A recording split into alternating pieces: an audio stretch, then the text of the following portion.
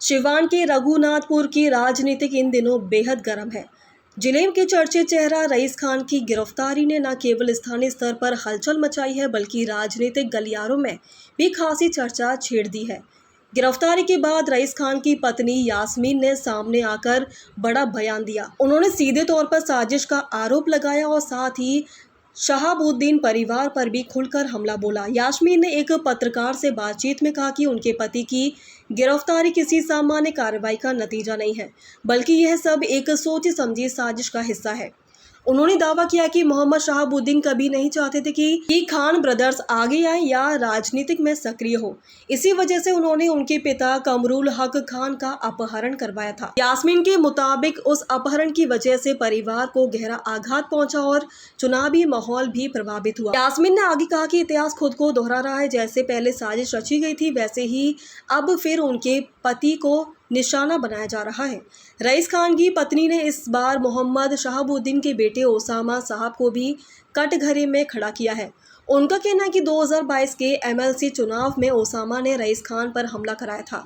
यास्मीन का आरोप है कि उस दौरान रईस खान पर सोची समझी योजना के तहत हमला किया गया, इससे उनकी जान तक जा सकती थी। हालांकि ओसामा के चुनाव लड़ने पर यास्मीन ने भी ये कहा कि यह सबका अधिकार है, लेकिन उन्होंने साथ ही यह भी जोड़ा कि इस बार की साजिश में ओसामा का हाथ नहीं है, क्योंकि यह उसके बस की बात नहीं है। यास्मीन ने साफ किया कि रईस खान जेल में रहे या बाहर, वे चुनावी मैदान में उतरेंगे।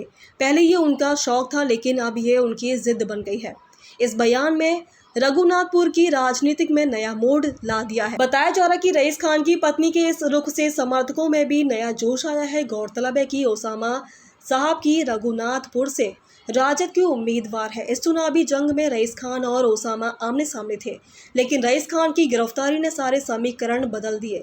यास्मीन के ताजा बयानों से यह साफ है कि वे भी शहाबुद्दीन परिवार को लेकर गर्म रुख अपनाने को तैयार नहीं है। उन्होंने एक बार फिर पुराने विवादों को सामने लाकर ये जता दिया है कि दोनों परिवारों के बीच की खाई भरने वाली नहीं है। बता दें कि खान परिवार का शहाबुद्दीन से विवाद कोई नया नहीं है। यह उस समय और गहरा गया था जब रईस खान के पिता कमरुल हक खान का अपहरण हुआ। इस घटना ने पूरे इलाके को हिलाकर रख दिया था। परिवार का दावा है कि इसके पीछे शहाबुद्दीन का हाथ था। हालांकि प्रशासनिक कार्रवाई उस दौर में सीमित रही, लेकिन इस घटना ने दोनों परिवारों के बीच स्थायी दरार डाल दी। इसके बाद से हर चुनाव में यह टकराव और खुलकर सामने आने लगा। रघुनाथपुर और आसपास के इलाकों में जब जब चुनावी मुकाबला हुआ, शहाबुद्दीन परिवार और खान ब्रदर्स के समर्थक आमने सामने आ गए। 2022 के अप्रैल में यह टकराव फिर सुर्खियों में आ गया। रईस खान अपने गांव ग्यासपुर जा रहे थे, तभी महुबल गांव के पास उन पर AK-47 से हमला किया गया। रईस खान इस हमले में बाल बाल बच गए, लेकिन इस घटना ने पूरे जिले को हिला दिया। खान परिवार का कहना है कि ये हमला सोची समझी रणनीतिक का हिस्सा था, ताकि उन्हें राजनीति से हटाया जा सके। घटना के बाद रईस खान ने हुसैनगंज थाने में FIR दर्ज कराई। इसमें उन्होंने शहाबुद्दीन के बेटे ओसामा साहब समेत कुल 8 लोगों को नामजद किया। इस मुकदमे में दोनों परिवारों के बीच की दुश्मनी को एक बार फिर खुलकर सामने ला दिया है। राजनीतिक जानकारों का कहना है कि यह विवाद केवल व्यक्तिगत रंजिश का मामला नहीं, बल्कि सिवान की राजनीतिक में वर्चस्व की लड़ाई का हिस्सा है। लंबे समय से शहाबुद्दीन ने एक छत्र राज किया, लेकिन उनकी गैर मौजूदगी में और कानूनी पेचों में के बाद खान ब्रदर्स ने अपनी पकड़ मजबूत की।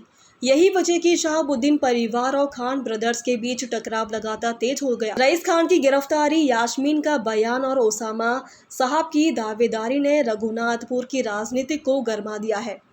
रईस खान जेल से बाहर आए या नहीं, लेकिन यास्मीन के बयान से यह साफ कर दिया कि खान परिवार पीछे हटने को तैयार नहीं है।